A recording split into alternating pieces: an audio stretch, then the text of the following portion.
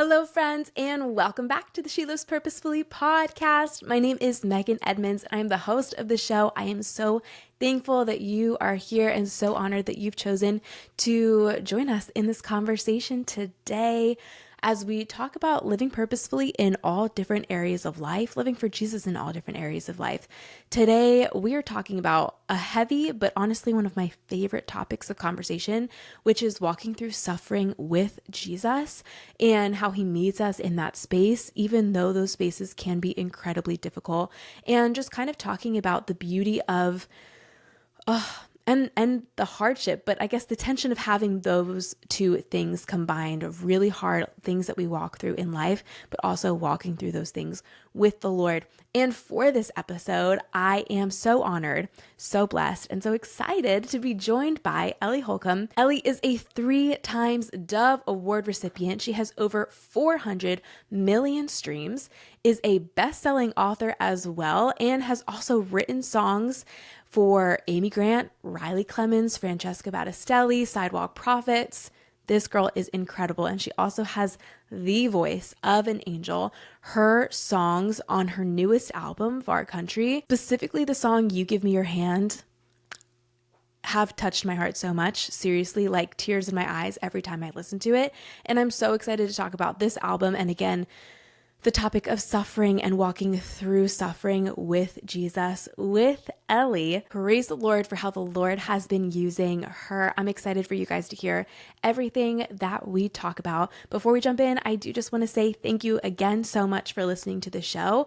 And if you are encouraged in this place in your walk with Christ, I would be so thankful and appreciative. I guess those are kind of synonyms. If you would share the show with a friend, review the show, rate the show, and be sure to like and subscribe to the show as well as you listen, hopefully. But yeah, every single week, seriously, your listens, your shares, your reviews, all those things help keep the show go round and keep the lights on at She Lives Purposely so that we can continue to encourage more Christian women in their walks with Christ and have them live purposely, live for Jesus every single day in all these different areas. So thank you so much for doing that, friends. Let's jump into this conversation.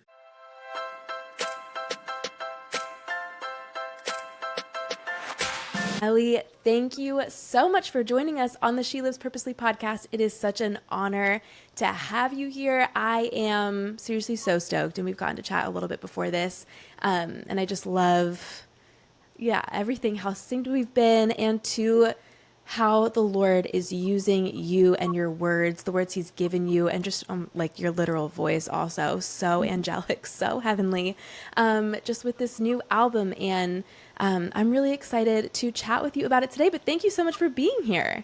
Girl, thank you for having me. I love the name of this podcast. When you were talking before, I was like, oh yeah, we're kindred spirits. I love it. I love it so much. Oh my goodness. All right, I want to dive right in. We were talking before. I have so much, like, especially about one of the songs, so much that I just want to talk about. And I really feel like, and of course, with everything you put out, but like the Lord seriously is just speaking through you and meeting hearts. He's met mine. I was telling you, I'm choking up every single time I listen, and I am eager for us to talk today, and hopefully and prayerfully, and I'm already confident that that's going to do the same thing for so many women who are listening today. So I would love to jump in and talk about how this album is inspired by or born out of grief, longing, and the steadfast love of God in that. And I'm wondering, just kind of going into it, if there are things that you feel comfortable sharing of where this album was born out of. Where, if there's something specific that led you to write this, and I guess just talk on that and speak to kind of grief in that way. Absolutely. So somebody asked me years ago, what inspires your songs? And I was like, I'm a 7 on the Enneagram, first of all. So like that, like avoid pain at all cost. And Maybe I am too. and I'm like, so But I literally was so shocked by that answer, because I'm like, if we just met and you're listening and you never met me before, I'm like, joy-filled person. I love people. I love parties. I love adventures. And so, but literally they're like, what inspires your songs? And I was like, sorrow? What? I can't believe I'm even saying that. But I think so often songwriting has been my way through of processing faith and joy, but especially sorrow. And so I was like, so often really like has inspired a lot of my songs, actually, which is really weird and feels totally contradictory to my natural state. Yeah. But I would say that Far Country specifically came from a season. So I grew up in the church. I can't really remember a day that I didn't know Jesus. I've been saying it like this: I have carried the honey in my heart for a very long time. Wow. Like a very that like childlike faith. Like I've always loved being outside. Felt like I could see Jesus everywhere, and like knew that he loved me. Like a very personal, vibrant. My mom and dad are amazing, and so I've never known anything different. And my personality is also that, which if I enjoy something a lot, be it a meal or even like if you come to my house, like I will be like, you guys have got to lie down on my mattress. Like it's so good. I want people to, if I love something, I want to share it with people I love. And that has of course been the case with the most beautiful story I know, the story of the gospel. So I spent most of my life coming to the living waters of God's love, to the river, drawing buckets up and saying like, oh my gosh, taste this. You got to try this. You got to taste it. See, so good. So spent most of my life there. And then I land at 40 and, some people are like, were you having a midlife crisis? And I was like, I don't feel like that at all. I just remember looking up and feeling so dry, like so thirsty, so hungry, spiritually speaking.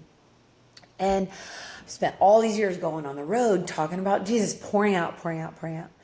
And what I realized was I have spent most of my life carrying water and very rarely ever lingering by the water or taking a deep drink for my own soul. And so I combine that with a lot of sorrow and loss. And I was like, I'm thirsty and I'm going to find the water again. And so I really went on an adventure with God. And a lot of it was through the wilderness, which is wild. And I had this dream around the same time that was me sitting on the edge of a dam. And I'm like scooping out the water. I've got a rope and a bucket, and I'm freaking out because the water is lowering. And I'm like, oh no. And you walk through enough sorrow and loss, and you're like, I mean, it's rattling, right? Like or it has been for me. It's been rattling for my faith. And so I'll circle back around to that. But in this dream, I'm sitting, pulling up water, and I don't know if you've ever had a panic attack or anxiety, like where you literally feel like an anvil or like an elephant's on your chest. So that I'm feeling that way in this dream. And Jesus comes up and sits right beside me and puts his arm around me in the dream. And he's like, this isn't all. Like, don't worry. Like, we're going upstream. And I was like, what? And then like a dream, fast forward, Aslan. The scene where Lucy and Susan are on Aslan's back and flying over this water. And I was like, oh my gosh. So this record was born out of thirst. And the songs are me really wandering into a lot of sorrow and suffering, feeling very dry, a lot of doubt, a lot of questions, like, and legitimate questions, not, just like, this is not how I would write this story. And I know you can heal and you're not. Like, healing. Yeah. What the heck is that about? So I wrestled with God, and Far Country tells that story of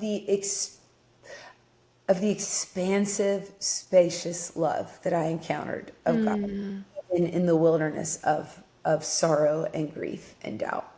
And I was changed forever. I did a night. It's anyway. I took a journey that's called the 19th Annotation. That's basically an hour of prayer meditation every day for 9 months. Wow. And I was literally like, I'm not well.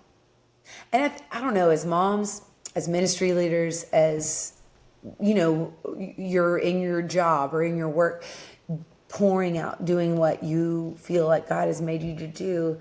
I think I don't know. I just wonder if there's anybody else listening who feels like that. Like, oh, dang, I'm actually really thirsty myself. And the feast is there and the water is there. And I would just absolutely say, like, take the adventure. And if you have questions, like, God can handle them, wrestle. When you wrestle with love himself, as it turns out, I felt like I could hear the heartbeat of love more clearly than ever before. And it was in the wilderness. Wow. Wow. That was so beautiful. I just want to pause and say, I don't know why my camera turned off. This just happened the other day. It is charged and plugged. I don't know. So anyway, We're still here. I'm here and I heard all of that. Okay, so it was like, Yeah, I froze. but you know what? Like, Yeah. I love that. No, yeah, but I did, everything you said was so good. I love, and I think that's why I really love your song, You Give Me Your Hand, because you do touch on how suffering has led you to really wrestle with your faith and cause a lot of doubts and walk through those things. And I know the same is true for my own life. And I think that's so important to talk about out loud. And, you know, because it is important, yes, like having the right theology around things going wrong in our lives and knowing, you know, different things about that, because I think that really helps us to be able to move forward. But I think what is so real also is maybe you can have all the answers that are biblical, but sometimes, and you say it here, I have it written down, where you say, you know, sometimes I don't know what tomorrow's holding. I don't think I'll ever understand. I might die with these questions in me. And I resonated with that so much because there's so many questions too in my own life that I feel like I do still carry. And so much of that idea too, where it's like, I might hold this sorrow. I don't know what tomorrow has. And feeling like, for me, a lot of it is anxiety too, over like what could happen next, and feeling like I can't overcome that in a lot of ways. And so just you being raw about that side of it too, but still at the end of that saying, but you give me your hand. And there's still that truth with it along the way, where it's like, yes, I might be going through the thick of it, but like, you have got me. You are holding me. You've reached out your hand to save me. I cried out. Yeah. Yeah, you're right there. It's just like making me tear up even hearing you talk, because I think to be human is to be broken. I just think we all know what it's like to have our hearts break in one way or another. And I think the tendency, maybe in like Western civilization and thought, is like immediately be productive. Like, it's okay, move on, like move through the stages of grief. And what good's coming out of this? And sometimes in the church, I mean, I grew up in the church, and like I said, I'm deeply thankful for that. But I just didn't know that it was okay to not be okay. I think I thought that following Jesus was needing to be really certain about everything. And I'm like, as I get older, I'm like, I have more and more questions actually. And I can also say with deep certainty from my own story is that as I feel more comfortable wrestling with God, I feel more comfortable living with questions, because it's lament is a form of worship. We're not very great at it, I don't think, in the States particularly, because it's hard. Yeah. I mean, Yeah. I'm not great at it, right? Like I want to be like, I'm fine, God's good. He's going to bring good out of this, praise. And I do believe that that is true. But I don't think we get to see all of the good that he's going to bring. Like, I don't think it all happens on this side of glory. Yeah. Probably. Yeah. Maybe I'm wrong. And I don't know that faith is, it's like being certain of what you can't see, which is a paradox. I'm like, oh, so you can't actually be certain of it. Like you can't, there's, and so there is this sense of like being invited into the mystery of the things that I don't have black and white certain line in the sand answers for. And what I can say with certainty just from my own story is that I have encountered the presence of God in the wilderness, in the pain, in my deepest places of sorrow, and in the midst of things that I still have questions about. Would not have written the story that way. I have known the nearness of God, man of sorrows, well acquainted with grief. Oh. And we get a choice, right? Like, we can choose to believe the story this beautiful story that love beat death, which is the story of the gospel, and hold on to the hope that one day every sad thing will come untrue. Yeah. Yeah. But I can't actually know that for certain. That's part of the faith thing. And there's a beautiful invitation to like lean in and hold on to that hope. I don't know how people live without that kind of hope because it's so heavy on the earth. Totally. Right? Yeah. But I think I'd rather live with that hope and be wrong in the end than not. I don't think I am. I don't think I'm wrong, but I'm like, there's an element of like, you have to choose to believe. And we do that choice. And so I'm like, I want to hold on to the hope. I will wrestle with you in the darkness, and I want to hold on to the hand that I've known you to give me over and over again. Oh, that's so beautiful. I love what you said at the end, the hand that you've given me over and over again. That's so beautiful. And I totally agree. I feel like just looking back at, I think there's some things that really stick out where you're like, this was one of the hardest things I've ever gone through. But through several things in life where I don't know how people go through it without the hope of Christ and without the hope that, and I agree with what you said, that everything will be made right. And I also don't believe that that's on this side. I think a lot of things sometimes are, praise the Lord. He loves to do miracles and, restore, redeem amazing things, but he doesn't always. He does. And he doesn't always. Yeah. That's it. Yeah. And I'm like, why? Yeah. I'm like, wait, what? Yeah. And I'm not going to know that probably on this category. There's this beautiful, it makes me think of Hebrews 11 in a Tim Keller sermon I once heard where he talks about the heroes of faith. By faith they were healed, and by faith they were delivered. By faith. It's like the hall of fame of people who had faith in God, right? And I've floated over this part. I just love knowing God and reading the word and I'm like, oh, it's higher up and deeper in. I'm like, oh my gosh, I've never noticed this before. But one of them was this, and it's like, and then there were others, and they were persecuted and they were crucified. Like literally there were others, but they believed in a better resurrection. And so I was like, wait, I think we are so quick, because God can and does. Like I've seen him do crazy things like that don't make sense. Healing, whatever. Like he works and moves, always invites us to be a part of that. Yes. And he doesn't always answer the prayers in the way that we want. And then Tim Keller told this story about this, ancient story of a woman who had 5 sons, and it was during a time where the emperor was very antagonistic and just killing Christians everywhere, persecuting them and torturing them in the square. And he tells this story of this mom. Very cruelly, the emperor had the mom bring each son one at a time, and they were literally taking limbs off one by one. And the mom was standing there saying, "Take his arm. We're going to get it back."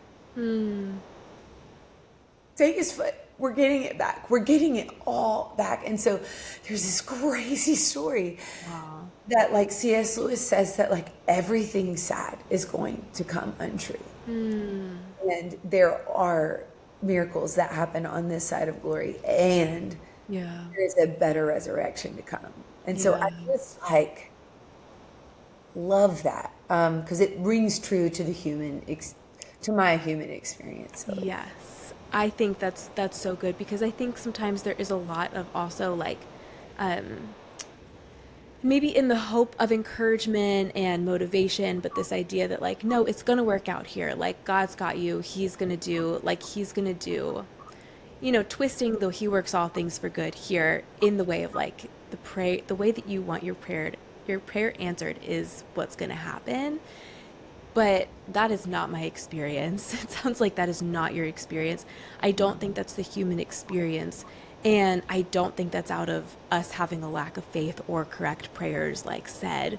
And I think that's so important. And so I love what you said, where, our hope is the resurrection. You say that in this song specifically too. You give me your hand, where I think it's just like, I believe in the resurrection after all of these things, that maybe I will have sorrow for the promised land. When we say in the Nicene Creed, I believe in the resurrection of the dead, and people I think get weird around me at church because I go to this little Anglican church. I'm like, yo, that's freaking crazy to say. That's a crazy thing to be like. That's like zombie movie stuff. I'm like that, and I don't think that's necessarily what it's going to be like. Right. But I'm like, that is a wild concept. That's a wild concept, and it's beautiful, and it's the story that I'm like, that I can't shake. Yeah, absolutely. Oh, no, I love this so much. And yeah, just how honest and raw you are through it, because that is what resonates with me so much, where it is just such a real struggle, but also the hope that we have beyond this life. Megan, it's like specifically. So let's go for "Give Me a Hand," which is a song that's on Far Country. I wrote that song 20 days before my niece Bailey passed away at 9 years old from cancer. Like, no one should have to walk through that. It's like awful. I miss her every day. It's just like, it's that feeling where you're like, she was one of the best of us. Seriously, her, like, she is so freaking awesome. And like, God used her to bring our family together in a way that has never happened before. There was so much beauty in it. And what she would want to be remembered for is this spirit of like love and community and belonging and grit and fight. Like, she was like a fierce warrior. And her mama, by the way, is like raising millions of dollars in cancer research. So you're like, you see good come from this, right? Yeah. But I was also knowing, and she loved my music, and connected to it deeply and listened to it all the way through. And Drew's music, my husband. And so they asked for us to do all the music at her memorial service, in a community that largely isn't a community of faith. And Bailey was so confident. She knew where she was going, and she didn't necessarily grow up like hearing all about that, getting that like poured over her. And she felt at the end like so at peace about where she was going, and there is like beauty in that as well. So John O'Donohue poem. He's a great writer. He used to be a priest, and I heard him interviewed, and he said, I heard this interview during this time where we were losing Bailey. And I'm so sorry to hear that. Oh my goodness. Oh my gosh. Thank you. It was, So it was fast. It was like a year, from the diagnosis to when she passed, and went home to be with her maker, her homegoing day. But John O'Donohue said, he was being interviewed. He lives in Ireland. He has a great accent, by the way. Said in an interview, what do you miss the most about being a priest? And he was like, helping people die. And she was like, can you explain more? Because that sounds wild. And he was like, there is this like liminal space where you realize they're about to actually be where they came from. And so there's this like lack of ego.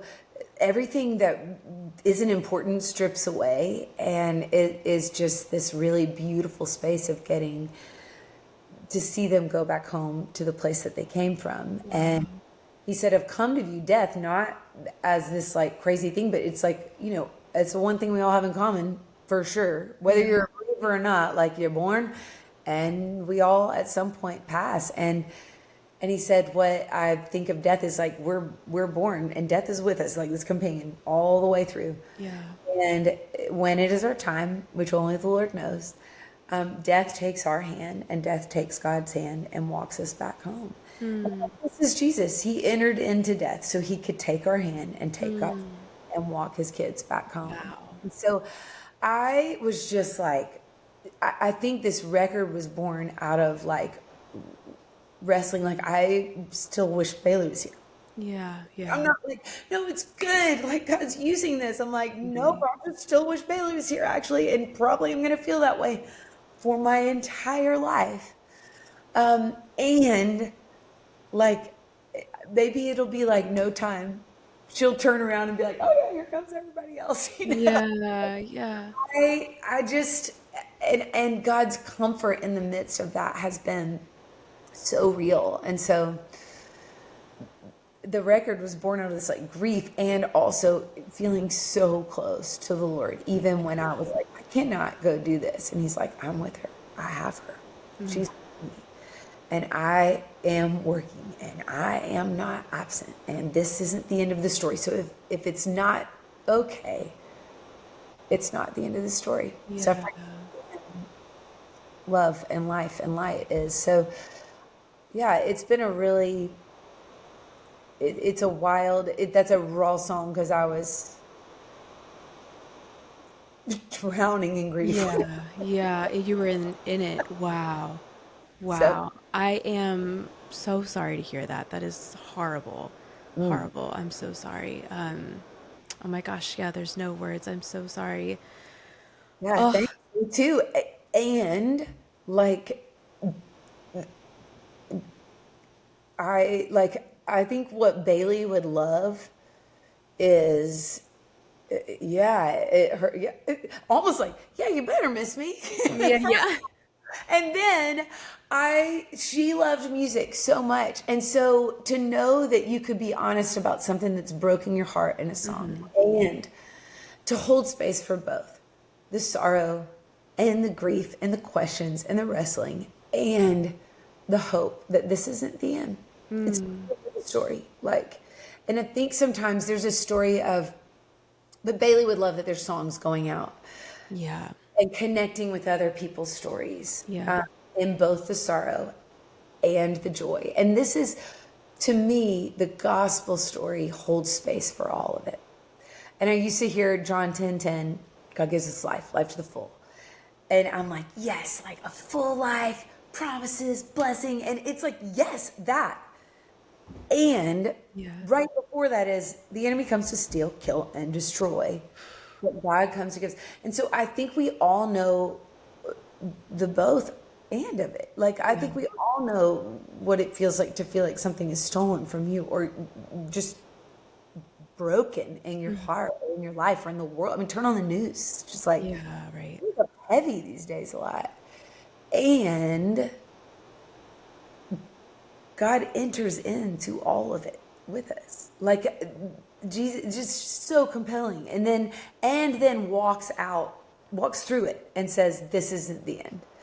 So it holds space for it. And there's lament and the Psalms. And I'm so grateful for David. He's wrestling a lot. It doesn't always tie up neatly in a bow.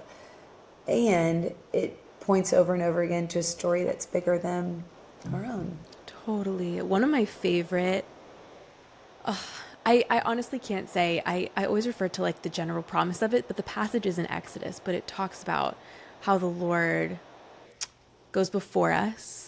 He is with us and he's also our rear guard. And it just speaks to what you were talking about too, where it's like the Lord enters this space with us of sorrow, of things going horribly wrong. And he has also gone before us, so it's not uncharted territory that we're walking through. He's actually gone before, and that can bring so much peace too, in a way where it's like, okay, like I feel like I'm drowning, I feel blind, I feel thrown, like my world is upside down, but it's not for you. So like I'm holding tight. And you know, with the song too, where it's like, but you are the hand that reaches out to save. And yeah, but it's like that he has gone before, he is with us in it, which is so huge. And two, that he is our rear guard in it too. And it also reminds me in one of my favorite passages. I was in Bible college during one of the hardest seasons of my life, and one of our teachers was talking about the death of Lazarus. And basically, there's this part where Jesus finally gets there. You know, he heard about it, he didn't go, and now he's finally there. And Martha runs up to him and she's like, you know, Lord, if you would have been here, like you would have been able to basically have saved him. But then she says something along the lines of like, but like, I know that like whatever you ask of the Father, I think, I don't want to butcher this, but basically like, I know that you can do anything. And then there's this contrast where Mary doesn't come to him. He has to call her to come. And so then she comes. And all she says to him is the first part, Lord, if you would have been here, you know, and she doesn't have that second part. And then really quickly after that is where it says Jesus wept. And, you know, then he does this amazing miracle, praise the Lord. But I held on so tightly to that part where even when I don't feel ready necessarily to run to him and be like, Lord, like, I believe that like you can do, it's just this, if you would have, like, and you didn't, you know?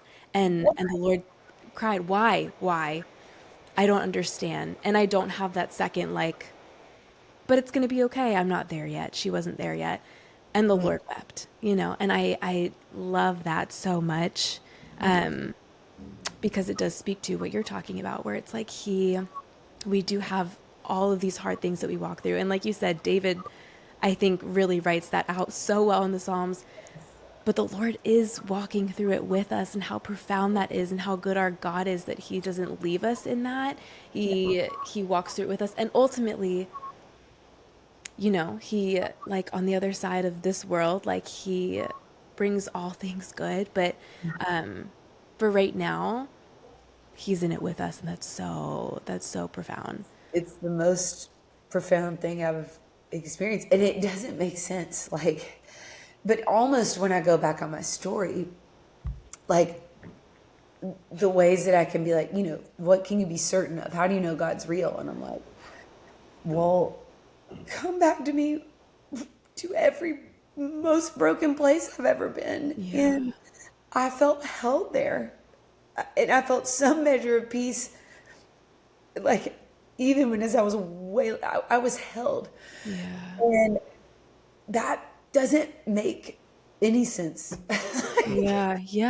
That's almost how I know that he's real, is because I've broken and I have encountered God's presence in the most broken places of my story. And there's this whole, I gotta look up who this quote is by. It's like an ancient, like Plato or something. Yeah. But he talks about how the cave you fear to enter holds the treasure that you see. And I think about like how everybody felt after Jesus was crucified. It's just like such not how anyone would have written the story, right? Yeah. Like they were, well, Jewish people were looking for a king and power and take over Rome, like, right, which is like definitely not what God had in mind, which is good for us to remember, like, and yet, like his disciples, like, were like kind of maybe closer in on the mission, like we got this, but how awful this must have felt to them, to Mary. I think about how Mary would have felt. Anyway, like the idea that he has entered into the cave we fear to enter, it's death. I mean, like, right? Like that is like the enemy, and he entered there. and walked out of it. And so sometimes it's like for me, when I think about that, like, I have no idea what Plato was talking about exactly, but maybe I do, because I'm like, when I point back, there's this verse in Isaiah too that Catherine Wolfe at Hope Heals talks about. She is a devotional. It's amazing, called Treasures in the Darkness. I had never heard this. And another thing that I was processing, we were very close to a lot of the families at Covenant. I lost my third grade teacher, who was my favorite teacher of all time. She named her daughter after me. She was one of the teachers who was killed at Covenant. And so the 1 year, I was writing this record, Far Country, during the 1 year anniversary of Covenant, and like crazy PTSD. Like, I just knew it was coming up, but my body literally like freaked out on me. I just was like, oh, this was so sad, and your body remembers, right? And so I think knowing, like, in light of some of the stuff like that happens in the world, that's like so senseless and so painful. I think as a kid, I would have wanted to be like, well, God's going to work this for good. And yes, I would want to say that right away. But I think I'm learning to let myself grieve. And I can say that even in that time, and even in the triggering of everything, I mean, anytime I see anything, it was just wild. It's a wild world. And it always has been. And we just happen to see it all 24 hours a day on our right. devices that also hold our directions and our calendars. So it's like, God, that's reality that we're living with. But I can honestly say that I have known God's presence even in the midst of that, like, senseless, awful thing. And that's kind of a mystery that I can't shake.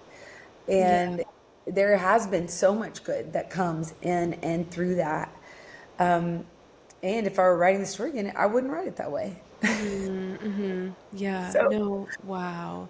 but there he is again from the grave into the garden. Like, is this man of sorrows, well acquainted with grief, who weeps with us? And he's like, I know, I hate this too. And this is That's so beautiful what you said. I hate this too. Wow, what a heavy, oh my goodness. Yeah, Heavy. like he says, me too. That's God's answer to suffering. Me too. Yeah, wow. And I'm going to get y'all back, And so it just is. So there's this story of this mom, and she had a 2-year-old newborn baby, and she's putting the baby down for a nap, comes back downstairs to clean up lunch, looks around, can't find the 2-year-old anywhere. Mom panic. Like, you're immediately just every mom, you're like, front door, make sure they're not in the street, And she glances at the baby monitor because she's getting ready to run outside to make sure the baby's okay before she goes out, and to find her 2-year-old, and looks at the monitor and sees the 2-year-old leaning over the crib, the newborn's crib. And she's like, oh my gosh, runs upstairs, is about to go in and be like, no, don't wake your brother up. But she hears her 2-year-old saying to this baby, quick, tell me what heaven's like. I'm starting to forget. And I'm just like, Wow. And I think sometimes why it feels so off down here on this, like, very beautiful but also very broken planet is that it is so far away from the place where we all came from, where we know that we are beloved, where we know that we belong. And our hearts all want to go back home. Yeah. We're all kids. We are all lost kids making our way back home. And this is like the story of Far Country, right? And so Henry Nouwen, The Life of the Beloved, do you know this book? It's so... No. But I think our work is maybe to remember where we came from. Yeah. And to know that even though maybe we couldn't make our way back there, that love makes a way. A way maker. Like from death back to life, from lost to found, from hopeless to full of hope, from lonely to belonging. Yeah. And Henry Nouwen talks about how there, you know, before we're born, before we ever take a breath, before we're loved, or before we're wounded or wound others, before we fail, or before we have any success, before any of that, we are God's beloved. Wow. You're my beloved, and on you my favor rests. So I like, if that's where we all come from, it makes sense that it feels tough down here. And Yeah. so our work is to remember. And so my hope for this record, Far Country, is that it would wake up sort of that sense of homesickness, you know, that we have for the place that we're made for. Yeah. Oh, that is so beautiful. Everything you just said. Oh my goodness. Yeah, so, so beautiful. And two, this album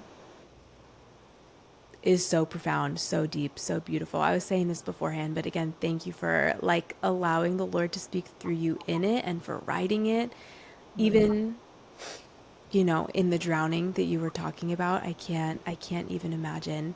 I definitely, you know, it's available everywhere, but I'll be linking it too, in the show notes. And before we let you go, I'm wondering, do you have like a favorite's the wrong word, but I guess, yeah, like some one in particular that you're like, this one especially hits for me, or this one is like something that I would really encourage somebody to listen to first, like something along those lines. Oh, on Far Country? Oh, this is fun.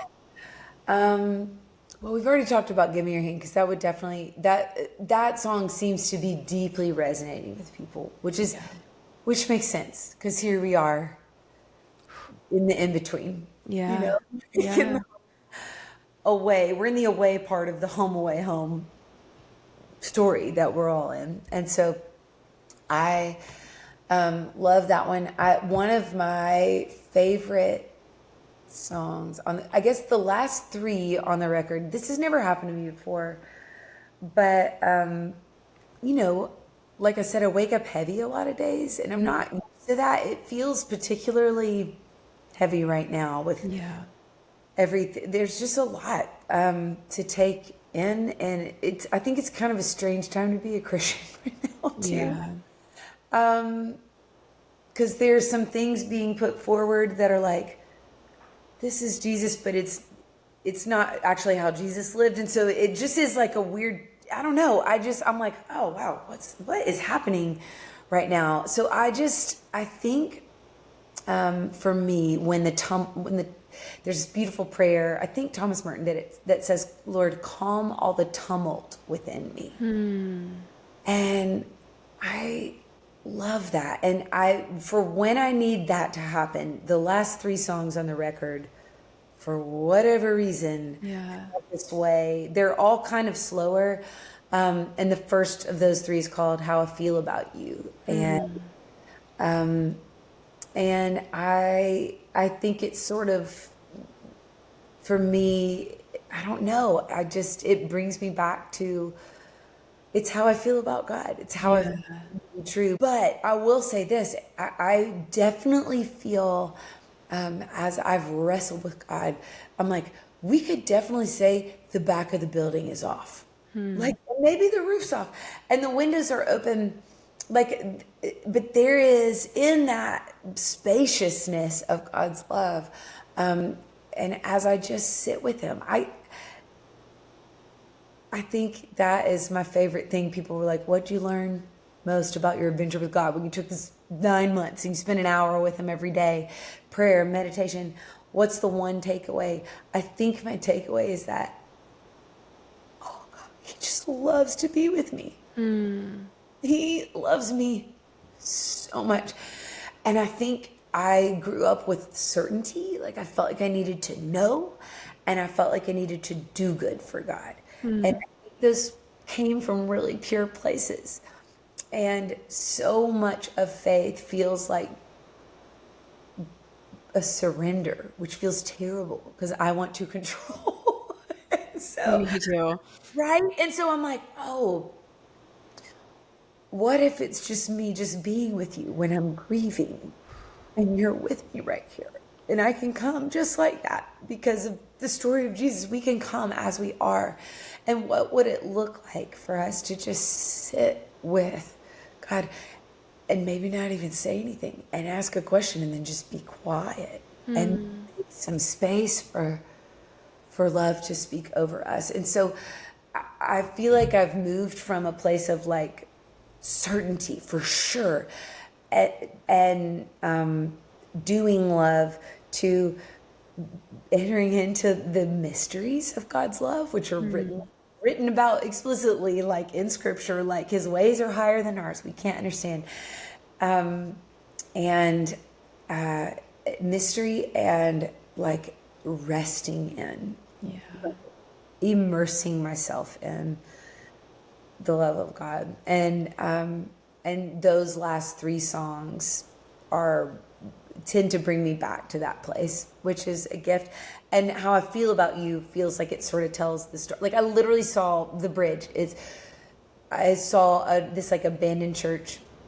One day we were out walking and the roof had caved in, but there were like vines and everything growing all over it. And I was like, yeah, that's how I feel. Yeah. I have a lot of questions and the foundation stands like, but the light's really good. Actually, I can see there's actually a lot more light now that the roof's gone. And I'm like, for sure, I know everything.